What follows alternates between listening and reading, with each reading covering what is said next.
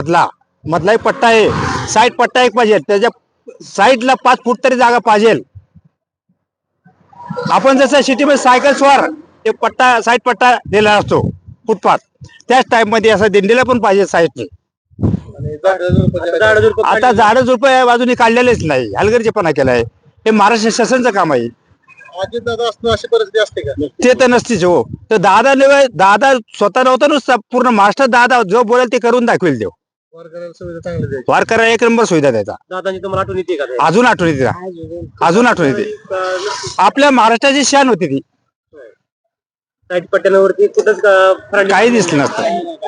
झाड झुडपं तोडलेलं नाही तोडली.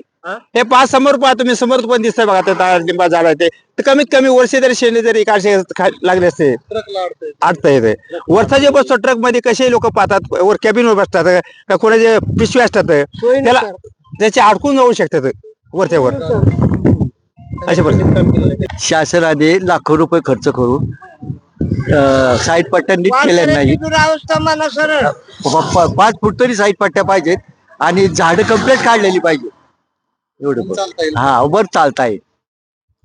मध्ये मुक्काम येणार आहे. आता वडगाव संपलं, या पालखी निघालेले. जी गावात जर हागणदारी होती तर ते पावडर जर वापर केला काय, तर कुणाला रोगराई होणार नाही. लसीकरण केले पाहिजे परत. आणि दुसरी गोष्ट, हे वारकरी येतात 3-3 गोळ्या 2-2 गोळ्या दिल्या, त्यात राहील तात्पुरती ते सेवा आहे. हा, लसीकरण दिलं पाहिजे. टँकर सुद्धा मेडिसिन केलं पाहिजे, पाण्याचं सगळ्या गोष्टी पाहिले पाहिजेत.